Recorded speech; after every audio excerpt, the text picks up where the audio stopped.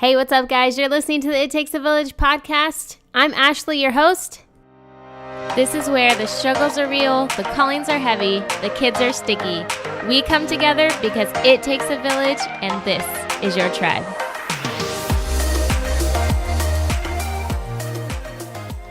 Hey guys, what's up? Thanks for listening to the It Takes a Village podcast. If you're a new listener or if you're an old listener, make sure you hit the subscribe button to be sure that you don't miss an episode, because trust me, some of these are really good. All of them, in my opinion, are really good, but you're not going to want to miss them, so make sure you hit subscribe on your app for podcasts. Okay, today I'm hanging out with LJ, Laura Lynn Johnson, who is the founder of Smart Moms Plan Disney. Y'all, she goes to Disney 1 week out of every month. She is also the author of her book, Disney World Within Reach, Meeting the Mouse Without Breaking the Bank. And she is sharing all the Disney nuggets with us today, you guys, like answering questions such as, is there a perfect age to take your children to Disney? And all these other things, how she's been able to budget Disney with 4 children. So if you are going to be like the many, many parents who take their kids to Disney at least once in their lifetime, this is the girl you need to talk to do it on a budget and to do it without stressing out. So if you're needing some Disney help, keep listening to this episode and let's get to it. Hey guys, I am here with LJ from the Smart Moms Planning Disney group, Facebook group, which is where I came upon her. But she's also the author of Disney World Within Reach, Meeting the Mouse Without Breaking the Bank. And so I'm super excited to dig into all things Disney with you and share your knowledge with our listeners. And so I'm really grateful to have you on the show. Oh, thanks so much for having me. I was really psyched to find you and get a chance to talk to your listeners.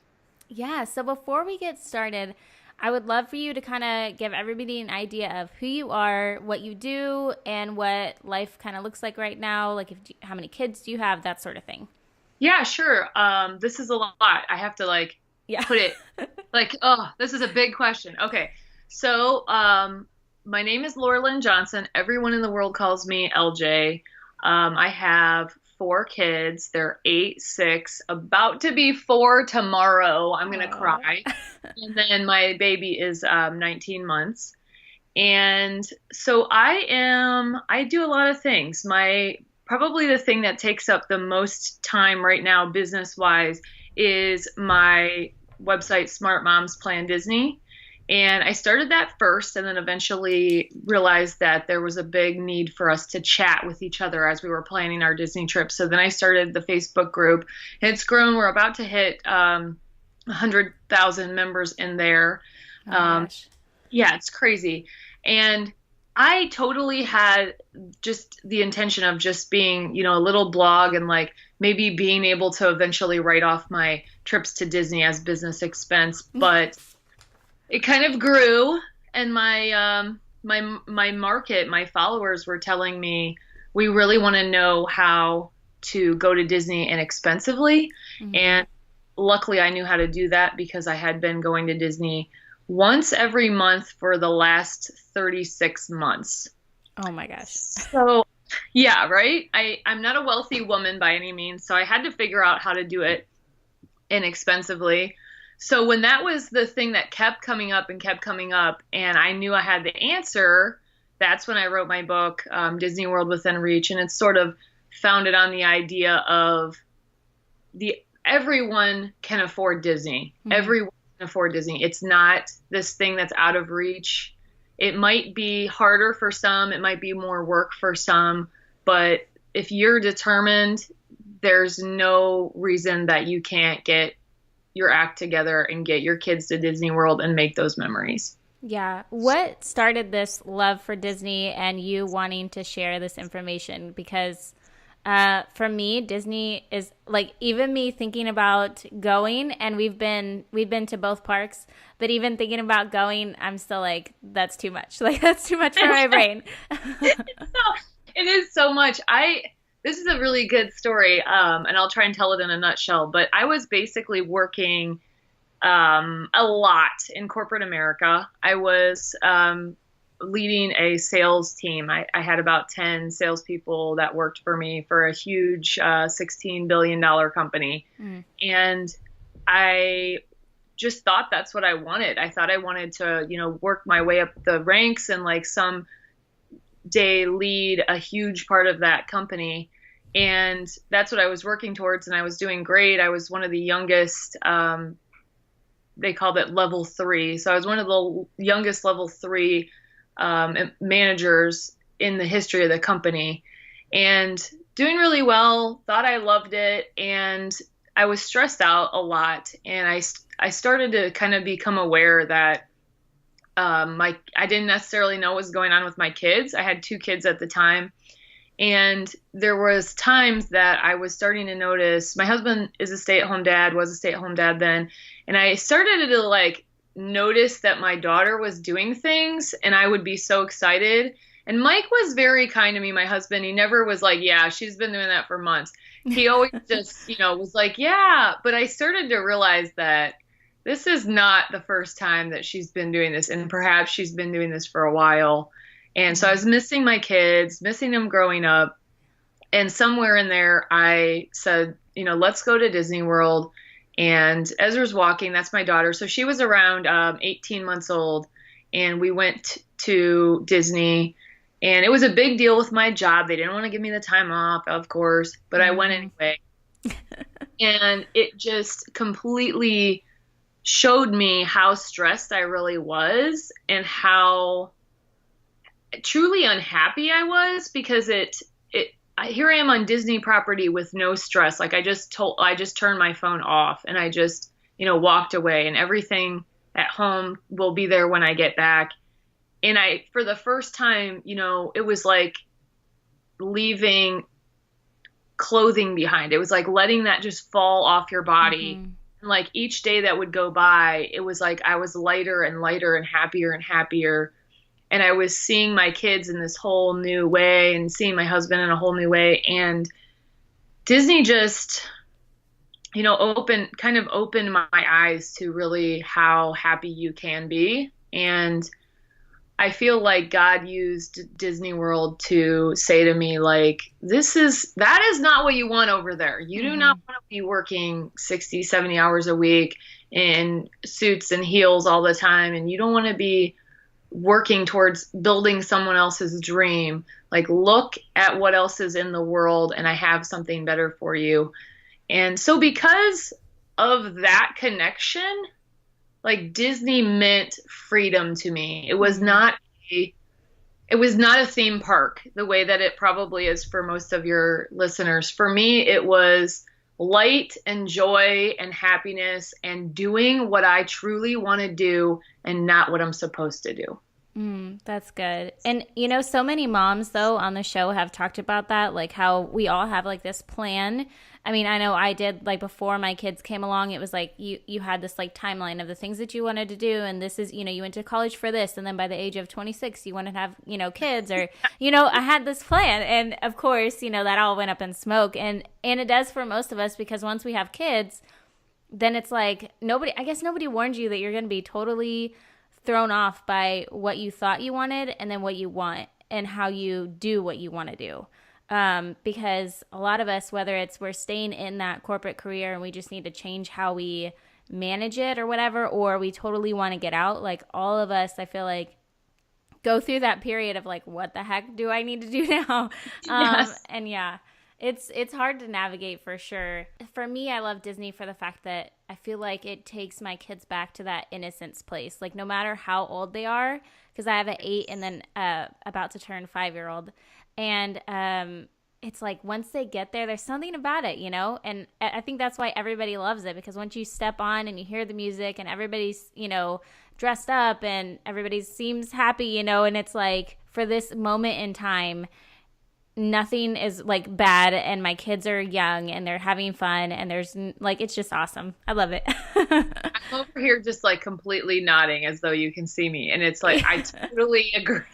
It's just so amazing and I still feel it. I go to Disney World at least once a month, sometimes twice a month. Actually, I just got home yesterday from my second trip in March. So I'm there on the regular. I'm at Disney World all the time. And it's like a physical change in my body when I go under the train station and I'm like finally into Magic Kingdom. It's like, I don't know if that's just me or if it's most people or if it's just something in my DNA, but I get over there and I see where I'm finally, I just feel like I'm home. Yeah. Do your kids go with you every time that you go? No, they don't actually. I take some trips are strictly for work, so I do a lot of filming. I have a subscription service as well that's so people can sign up and basically they'll learn how to plan. And it's so not just learning how to plan, it's learning how to plan in the most magical way possible and planning for the most magical Disney World trip possible. And so a lot of times I have to go and get content for that service. So I do filming and like just, different things like that. And then other times I just take certain children or I just take, one or two of the kids and it's not like I have my favorites or anything. I just oh yeah. I take what, they take turns so that and my husband comes about every quarter or at least every quarter. Sometimes he'll come every other month, just depends. And then my mom also has her annual pass. So it's been a really great way for her to spend time with my kids as well. So she comes along probably about every 4 or 5 months. She comes along and spends time with the grandkids at Disney. That's awesome. Yeah. So planning for Disney, like we talked about, is a little bit unlike planning any other vacation, in my opinion. No, and right. Yeah. So why is it helpful for moms to use somebody who is like you, where you know about Disney, that's your business, that's your job, and you help others plan their trips. And for parents who don't know, and they're thinking about doing this Disney thing, and they're like, I don't know where to start. Why would it be helpful to them to use a Disney planner, and is it expensive to use one? Such a great question. First, I'm actually not a Disney planner. It's a common misconception that I will plan your trip for you. In fact, today I got two messages, and that's not uncommon. And these people will message me and be like, "I want to get a quote on this," and I'm like, "Okay, you're gonna need to get to a travel agent because I cannot help you." Okay. And that's, like I said, pretty common because there are a lot of folks that are travel agents who also run a blog or that type of thing. Mm-hmm. I just don't happen to be one of them because I wanted to spend my time a little bit differently than most travel agents would. I do have a travel agent that I'm partnered with, so if anybody's out there looking for one, I definitely do have one that I can recommend.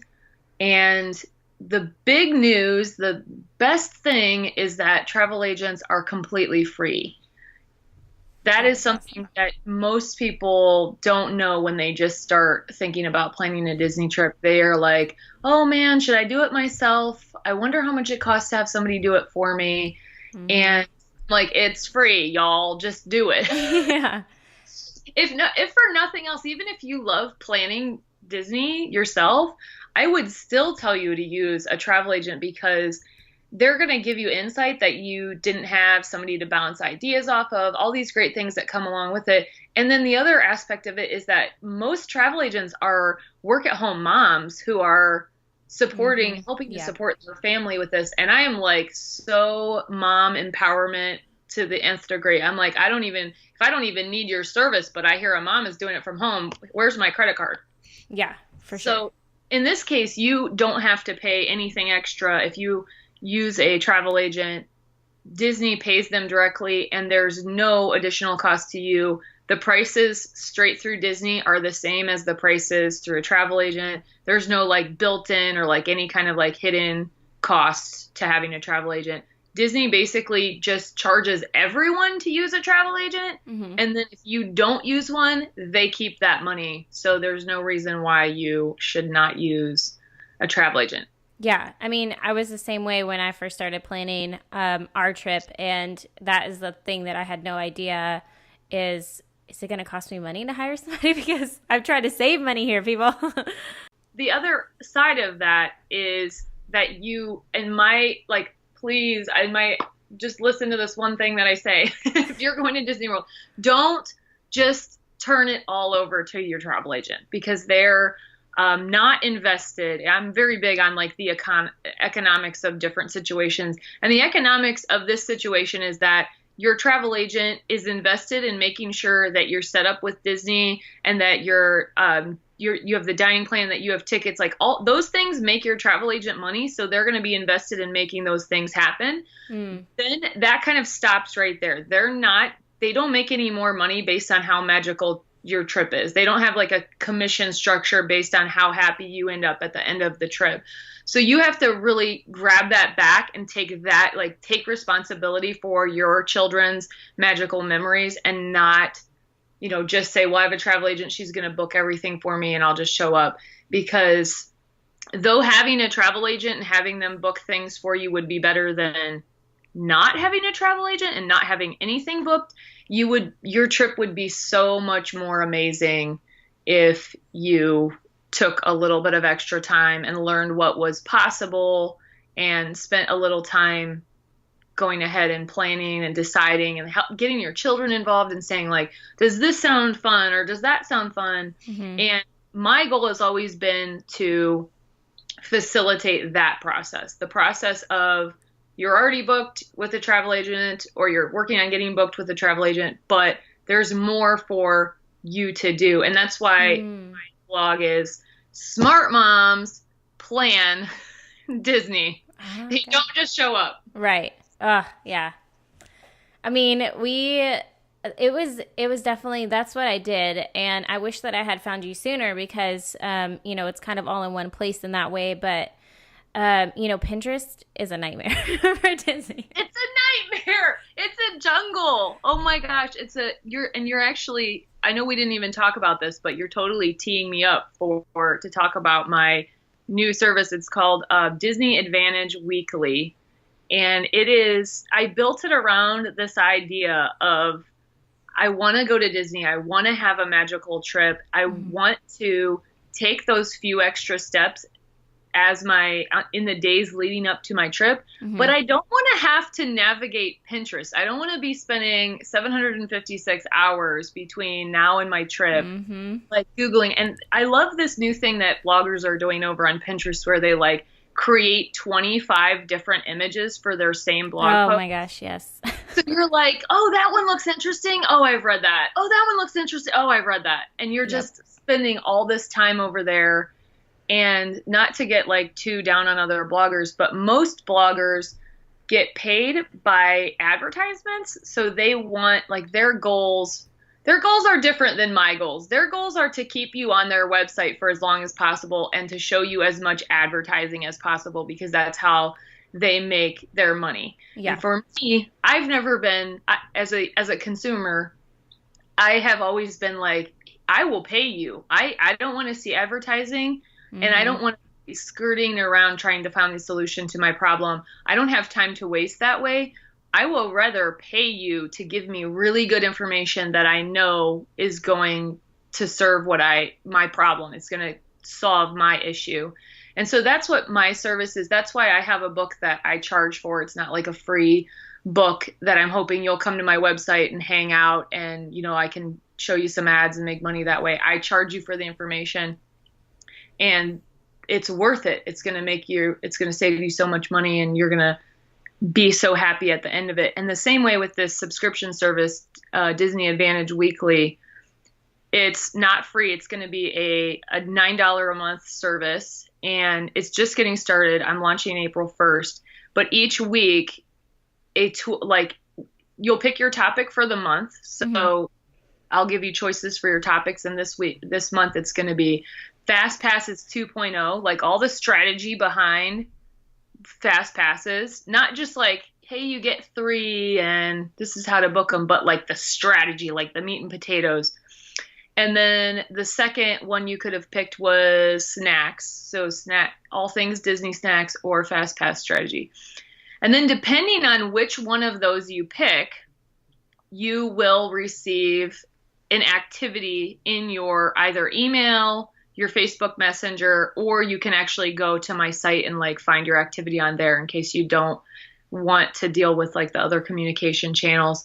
But each activity is designed to just take a little bit of time and to move your planning forward in such a magical way. And I really designed them to be fun, because planning for me is it was when I was in that really terrible job and I was, I have to just get out of here. I just need a vacation. Yeah. And we went to Disney World.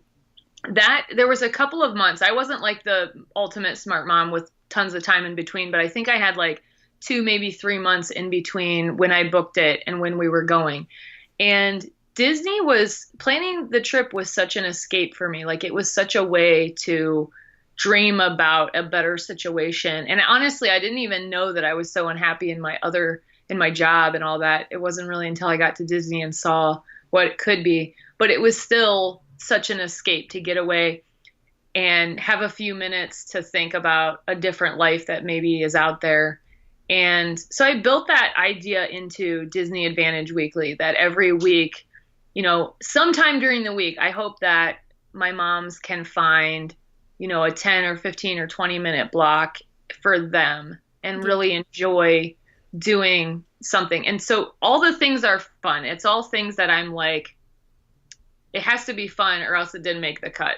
Right. Yeah, because otherwise it gets to be overwhelming to plan your fun trip, right? Like, you're having an awful time planning something that's supposed to be so awesome.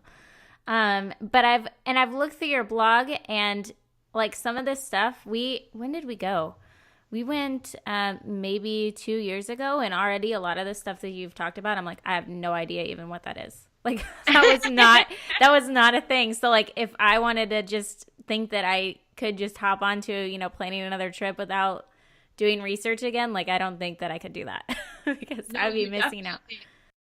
You're completely validating everything that I had. I did some market research and, did find that I felt like Disney Advantage Weekly would be received well, and it has been.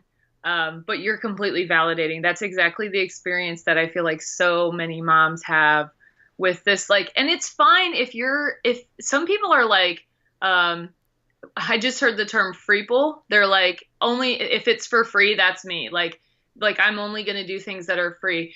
And if you're in that situation where, you can't necessarily pay for a service to make it easier, better, funner, that's fine. Go, spend your time on Pinterest. But if you're in a situation where you could maybe spend a little bit of more money and have that information come to you instead of you having to go out into the world and search for it and hack through the like jungle of Pinterest. Yeah, totally. Free information just isn't always free. Yeah, that is true. Or it takes a lot of work. So, if you could tell moms like one tip to prepare that you feel like that would help them the most, what do you think that it would be? It would be this. I'm going to give you 2, okay? Okay. Because I just can't, because I want to give a million, but I'll narrow it down to 2. The first one is if you have little people, and even 6, 7, 8, I would still say little people, consider renting a stroller. Even if your kids do not have a stroller in their own life, like I'm sure your 8-year-old doesn't use a stroller at the mall, but it still might. You said your kids are 8 and 5, and you probably are completely out of the stroller age for both of them, but I would still suggest consider renting a stroller. And if your kids are really little and you're like for sure going to do a stroller, I would tell you to consider renting a stroller, because the stroller that you might have at home is not going to hold a candle to the strollers that are available for rent in the Disney World area. These strollers are like $500 and $1,000 strollers, and it just doesn't make sense to me to, use like your $15 umbrella stroller to navigate Disney World when you could rent like the Cadillac of strollers. Right. No. Yes. Amazing. That's a really big, it's like you can rent a stroller for a week, these Cadillac strollers for like $60, and it will be the best $60 that you spent. And then I'm going to give another one because in case they don't have little kids, 8 or under or whatever, the next one, like simply from my goal is always maximum enjoyment of your Disney World vacation. It's not like doing all the things or like running around doing, just having to like check things off your list. My goal is always maximum enjoyment for anybody who's, learning from me or working with me. Mm-hmm. And so with that in mind, I would highly recommend that you consider staying on property. It's just a huge difference. And I was a hardcore off-siter. The first several trips I took to Disney World, I stayed off-site. And I was like, I don't know why anybody would stay on property because it's so expensive. Mm-hmm. There's not that many perks. You can get such better accommodations off-site for less money. And then I started to learn and I started to figure out how to pay less money for on-site. And I got it to the point where on-site is less expensive for me than off-site. And which you could learn in my book if you're little. I was about to ask you. I was like, wait, what? Shameless plug for the book right there. But there's, you can definitely stay on site cheaper than you can stay off site. And it's like all the magic that comes around. It's like, I've heard it described as being in the Disney bubble. And it's such a good description. Like you just feel like you're in good hands the entire time, and the magic is just always around you. You don't have to like get that shock back into the world, back into real life where people are just like ordering Burger King and like getting gas in cars, like normal stuff. Like no, we're not. That's just completely removed. That doesn't even exist anymore, in my opinion, until I'm back in the world. Yeah, I know you probably get this question a lot, but I know that every mom usually asks this question when they start thinking about Disney, but is there an age that is best to take your kids? Oh my gosh, there so is an age. I know, like, you think that I'm going to say no, it's any age, but that's not true. Now you're talking to a mom who took my baby. Right. I took him to Disney World at 12 days old. So, and then I've taken, all the way up to grandparents to Disney World. So I've definitely gone to Disney with many, many different ages. And there is a best age, and it's very specific in my opinion. And that perfect age to take your children to Disney World is 2 years, 364 days old. Anytime, if you can't get that specific, anytime a little bit before their third birthday is amazing, because here's the key thing. 3-year-olds cost money at Disney World. 2-year-olds are free. They eat for free. They stay for free. They go to Disney World for free. They go to buffets for free. Everything's free for a 2-year-old. And you do not age while you're on Disney property. So if you arrive, like, that's just like Disney law or something.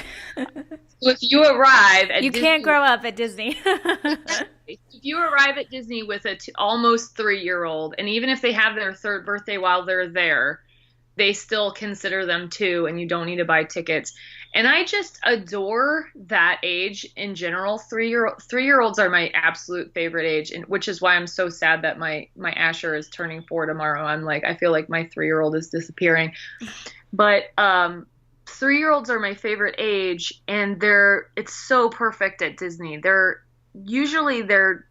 past all the stages where they're like stranger danger and scared of everything. They're like a little bit more, they're mobile, they know what's going on, they're capable of like knowing the characters and the music, and you can really, they can tell you what they want to an extent, and they enjoy good food, and they enjoy balloons, and they enjoy all these things. You're just lighting their world up. So that's definitely my favorite age. But I would say that if you cannot, for some reason, schedule it around your child's third birthday, prior to your child's third birthday, the second best age to take someone to Disney World is whatever age they are at this very moment. You should go to Disney World. I'm like the mom that like does the minimum knowing that if I do too much, my kids are going to lose their crap. And like, so I'm like, let's just like do a couple things and then whatever else happens, happens. Like, until they're older and I know that they can handle the lines, like we just won't go full Disney yet. But yeah.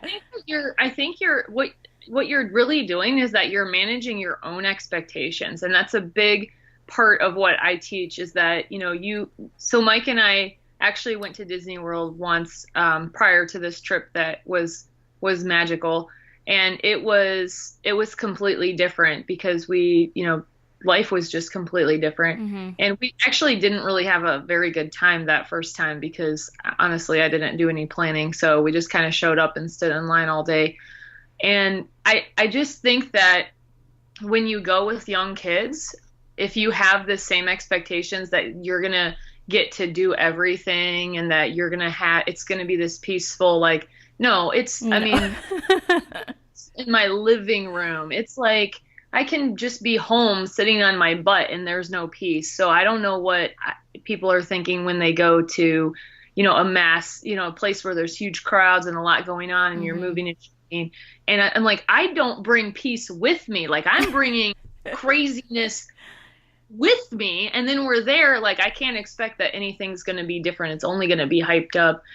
And we, as a community, Smart Moms Plan Disney is very interested in setting those expectations correctly because half of the time that is the difference between whether you'll enjoy the trip or not. If you come in feeling like it's going to be this relaxing, peaceful thing, like don't go to Disney World, go to the beach or something. Like Disney World is not peaceful. It's not peaceful. It's fun. It's joyful. It's childish. It's lovely, but it's not peaceful. Mm-hmm. Mm-hmm. Yeah, totally. So I wanted to ask you, is planning a trip, because, I just have 2 kids and you have 4, is planning a trip hugely different between when you're planning for a small family versus a larger family? Yes and no. There are some things that you got to take into account, but for the most part, I would say that it's very similar. The biggest thing that's different is you got to keep in mind the occupancy with Disney World's resorts. So you with 4, you can still stay in value hotels and that's no problem. And also families that have 5, but one of the children is still under 3, those families can still stay in value resorts because their occupancy is 4, but they also allow one that's under 3 to like either sleep in a crib or like just crash on the floor or, like co-sleep. Yeah. So that's, for a family of 5, then you have to move up to at least like some of the moderates will sleep 5, or like a family of 6 if one of them is under 3. It's the same way. And then if you have any more than 5, you have to kind of get creative. Either move into a family suite or like I'm lucky because Cyrus is still under 3. So I'm still like technically with Disney considered a family of 5. So I can do a moderate or a deluxe and then just have Cyrus be my +1 basically. Right. There's also other ways that you can, like a lot of people don't consider getting 2 rooms at a value. And 2 rooms at a value can often be a lot less expensive than at 1 room at a moderate or at a deluxe. So that's something. But other than occupancy, there's really not that much difference. My kids are all fairly close in age. Like each of them are between 2 and 2.5 years apart from the next one down. So my oldest is 8 and then my youngest is 19 months. And so my oldest can ride everything on property. He can ride all the big rides. And my next oldest is 6 and she can ride almost everything. She's at 44 inches. So she can ride almost everything. There's only 2 or 3 rides that she's not quite tall enough for. Mm-hmm. And then Asher, my 3, almost 4-year-old, can ride almost everything because he's 40 inches. There's only a couple rides that are 44 inches. And then obviously he can't ride the 40 inch. So there's maybe like 5 rides that Asher can't ride. And then Cyrus, there's probably like 15 rides that he can't ride. So there's this like thought of like your age span and, you know, if I had older kids or step kids or, you know, if there were cousins coming down, that does definitely change your planning structure. When you have anybody who can't ride, you can use ride or switch, and that takes a lot of time up to be switching, you know, switching out. So there's a lot of different things that go into the planning, but really honestly, those things are secondary. To me, it's like finding the right room that will fit everybody. And then, you know, you can take the bus, so you don't need to, you take Magical Express if you fly into MCO. And so then you don't have to worry about like car seats, and you don't have to worry about, you know, running a Uber, you know, what do they call it? Uber X or X family or whatever. Mm-hmm. You don't need to do that. You can just ride the bus, and then you can always ride the internal buses at Disney as well, so that to take you from your resort to the parks. So there's no concerns about traveling. Disney is really great about that. Food, of course, planning with like reservation wise, like if you're going to eat, it's going to be harder to get a reservation for 6 than it is to get a reservation for 2 or for 3 or 4. But I don't have, I am not to like, let's just put cards on the table. I'm not that excellent of a planner for my own trips anymore because they just happen too often. Like I'm not anticipating my trip in 6 months because I'm still busy packing or unpacking from the one that just happened. Right. So I don't plan that my trips out very well. And luckily I don't have to because I know Disney World so well. Right. Can kind of, you know, and we don't, so I'm just saying all that to tell you that we don't book our reservations out. We never know when we're going to go. I have like right now it's March. I just got back. I have my trip for April booked. I have my trip for May booked. I don't have anything else booked. So June, July, August, all those months I don't have booked yet. I know they're going to happen. I know I have to go. I have work to do. I don't have dates. But if I decide that I want to do a restaurant or we're going to do a sit down, unless you're like, I really want to do Cinderella's Royal Table and eat in the castle, there's no reason for you to be, unless that's you, there is no reason for you to be flipping out about like having to book your dining at 180 days. Like just take a chill pill and manage your expectations and set your expectations at having the best Disney trip possible, the most enjoyable Disney trip. That's when I say best, that's what I mean. It's the most enjoyable, not one where we did everything and not the ones where we, you know, had the most fun in the world. Like, no. Right. And I talked about that in another episode where our kids, like, it'll be days where you, like, they wanted you to jump on the trampoline and have a picnic outside to where, like, that's when they walk in, they're like, that was the best day ever. And, like, and then, like, the day before you, like, had, you know, all these things planned and they were like, at the end of the day, they're like, yeah, it's a good day. And you're just like, what? But, yeah, like, our kids have totally, you know, realistic. I feel like they have realistic expectations, and then because of all of our mom guilt and we feel like we have to do all the things and be all the things for them and make it super amazing, that we set this like weird bar that our kids are like, what the heck, I don't want to even like I can't even do all that stuff. Son, my oldest son Seth blogs with me occasionally, and I do it like interviews awesome.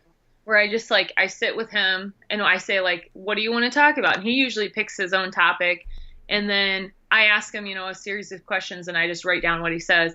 And they're some of my most popular blog posts, believe it or not, because I think other moms want to know, like, what is a kid? Mm-hmm.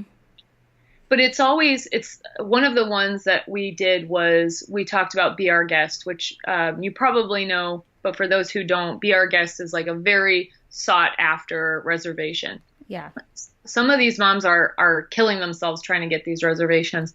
And so we went there, and I talked to Seth about, like, you know, this is the thing, like for a lot of families, Be Our Guest is like the culmination of, you know, their Disney trip. Mm-hmm. And Seth is like, yeah, it was cool.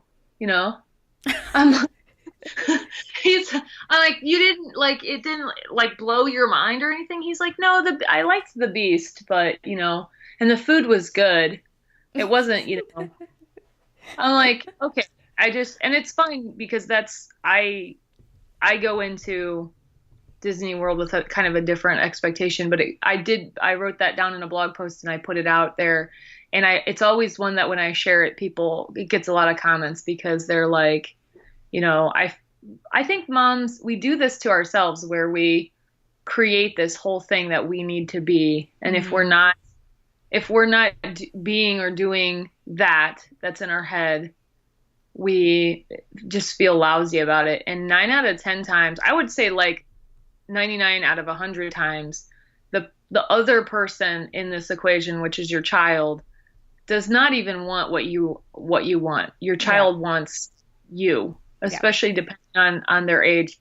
But I know my kids they just want me. They just want me to sit on the floor and like do a giraffe puzzle and like, make the giraffe's head like hook incorrectly so that he looks like, like that's what they want. They want me. They want to laugh and they want mommy to be home. And they don't care that, they don't care that our house isn't giant, and they don't care that, our car isn't the newest model year. They just care that mommy is here and daddy is here.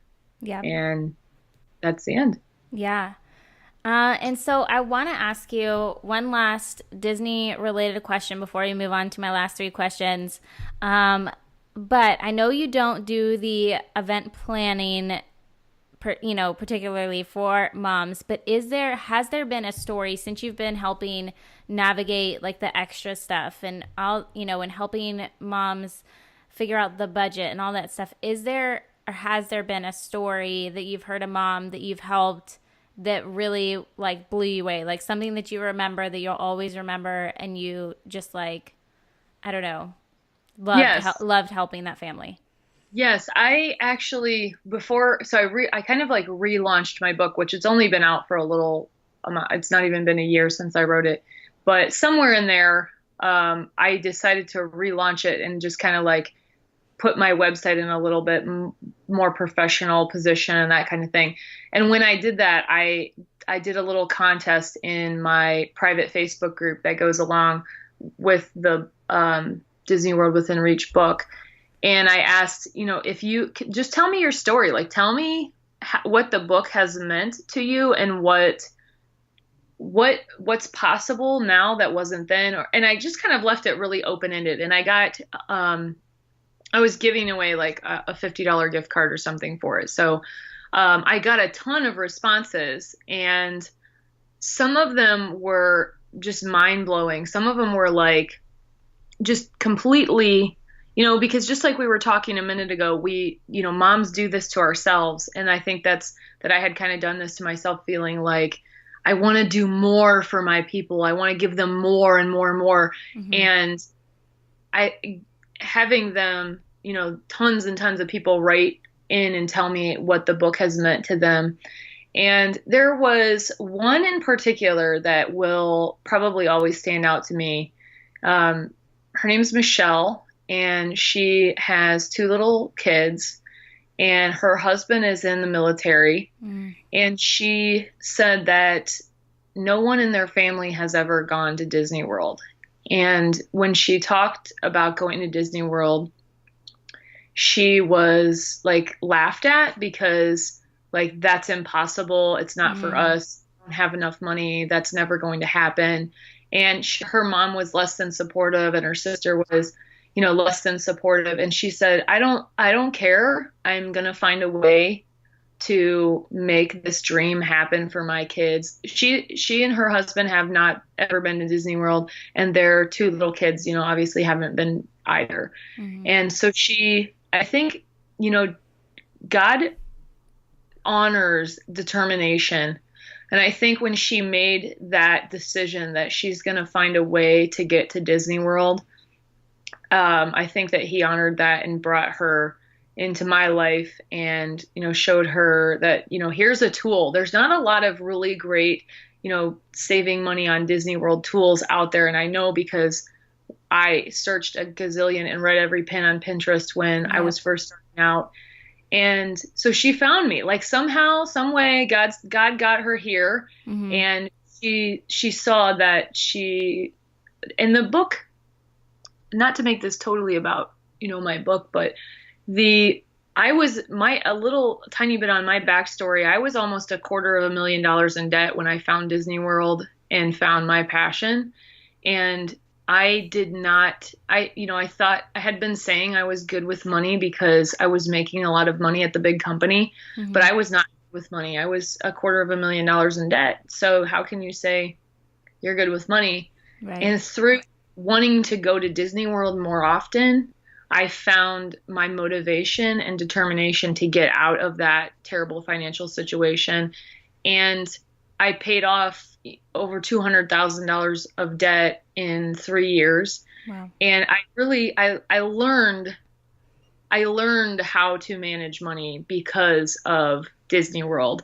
And there's 20 chapters in the book, and 19 of them are purely about Disney World. And then the last one is me saying, listen, by this point in this time, I've earned it. Like, listen to me. I've given you 19 good chapters of what you wanted to listen to. Mm-hmm. Now, if I can bend your ear for one more chapter and listen to me tell you how money works, because it took me years to figure this out. But as soon as I understood how money works, it completely changed my entire life. And Michelle got that. She, in the book, or in the testimonial she gave me about the book, she told me that, she felt like God had put this desire to take her 5-year-old to Disney in her heart only in such a way so that she would get to me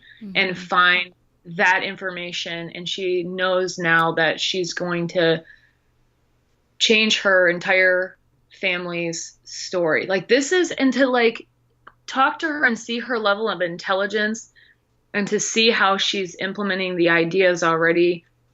I know that is not going to just affect Michelle and her husband, but it's going to affect how she raises her son, how she raises her daughter, and that's going to affect how they raise their children. And I'm just like, God is too good to me to give me these people to let me have any kind of say in how their generations of kids are going to have a different life because I love Disney. Yeah, I mean, it's crazy. And that's what I love about talking to so many moms on this podcast or even when I approach women to be on, they're like, well, I don't really know. And I'm like, no, you do, because just like your situation, the financial thing, it might have seemed like, you're the only one, or like, how could I possibly, like, I'm not a financial analyst, or like, I'm not a CPA. Like, how could I help that's not my thing, to help other women. But yet, like, that's what you did. Like, so, and I think that we all have that. And so I love talking to moms and then helping them realize, like, no, like, you're helping another mom somewhere out there feel like they're not alone in that, or that, you're giving them the tools because you've been there, or, and it's so awesome. I love it. So let's get to the last 3 questions. Okay. And that is, if you could choose one of the most influential books that you've read, what would it be? Or a podcast if you don't read. I read, and I have this question is just 100% easy for me. It's definitely, hands down, a book called The Screwtape Letters. It's by C.S. Lewis. It's pretty popular in the Christian community. If you, it's almost, reading it is a little bit like chewing leather. Not that it's unentertaining, because it is, but it's it is very entertaining. But it's written, C.S. Lewis is from the United Kingdom, so it's written in a different, I guess, gosh, I'm like, now I'm doubting myself. And it's also old. It's super old. So it's written in like Old English, basically, and uses a lot of words that I'm like, huh. You're like, we used to say that. But the book is a demon writing to another demon and telling, it's like an older, like more astute, demon writing to another demon and telling him, like, this is how you hurt these people.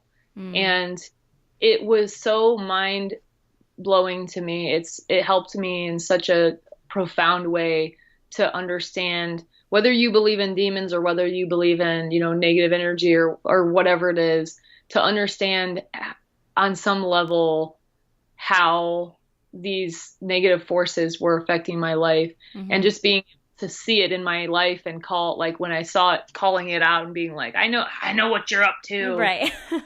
Completely. I mean, it just completely changed and it's a book that I read often because I feel like you forget.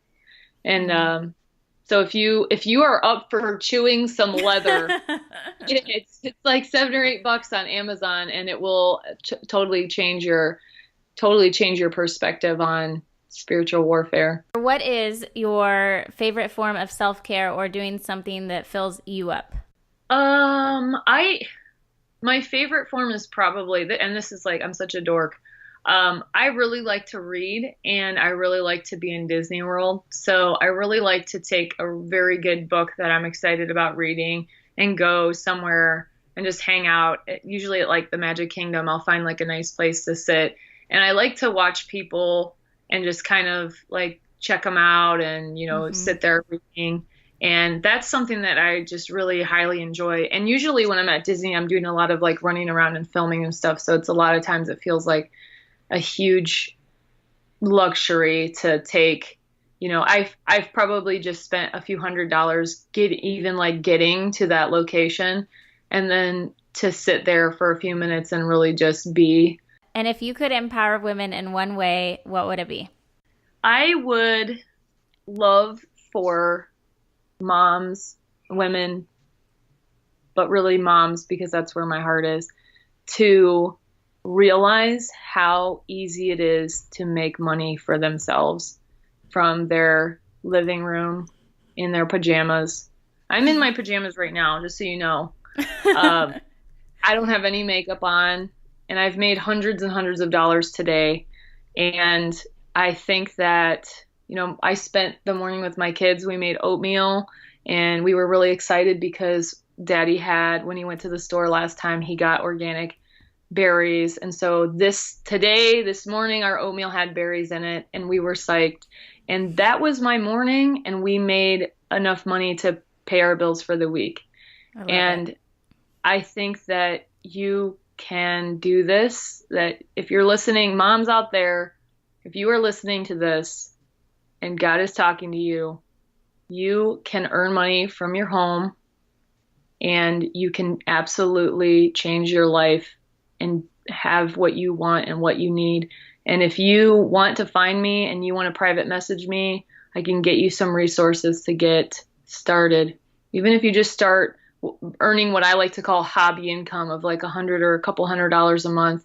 And then you grow from there. And like, before you know it, you're like, legit, this is paying me more than I used to make doing, real work with like makeup on and heels and like ears on, and like, I'm legit. And my sweater right here has a hole in it because I love this sweater, and I'm not throwing it away just because it has a hole in it and because you can't see it. So I'm just going to keep wearing it.